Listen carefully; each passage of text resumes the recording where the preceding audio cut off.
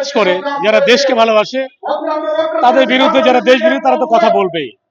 Actually যারা যারা মন্তব্য করছে আমাদের ভারপ্রাপ্ত চেয়ারম্যান সাহেবকে নিয়ে, তাদের বিষয়ে আমাদের আসলে বলার তেমন কিছু নাই আর কি। কারণ হচ্ছে যে ওই ফ্যাসিস্টরা, দেশ বিরোধী যারা, তারা অনেক কথাই বলছে চেয়ারম্যান সাহেবকে নিয়ে। এই আপনাদের দেখছেন, আপনাদের আমি নাম উল্লেখ করছি, আপনি বুঝে নেবেন, অনেক মিডিয়া, টেলিভিশন চ্যানেল, পত্রিকা, বড় পত্রিকা আমাদের ভারপ্রাপ্ত চেয়ারম্যান সাহেবকে মানে অনেক বড় ধরনের মানে খারাপ মানুষের প্রমাণ করার চেষ্টা করছে।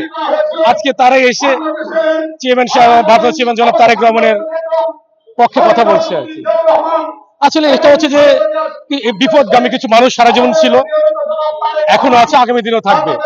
তো এদের প্রতি আমাদের মেসেজ হচ্ছে যে তারা সুপথে ফিরে আসবে। আর এদের সবচেয়ে বড় ভয় হচ্ছে যে কি জানেন, সেটা হচ্ছে আমাদের ভারপ্রাপ্ত চেয়ারম্যান জনাব তারেক রহমান বলেছেন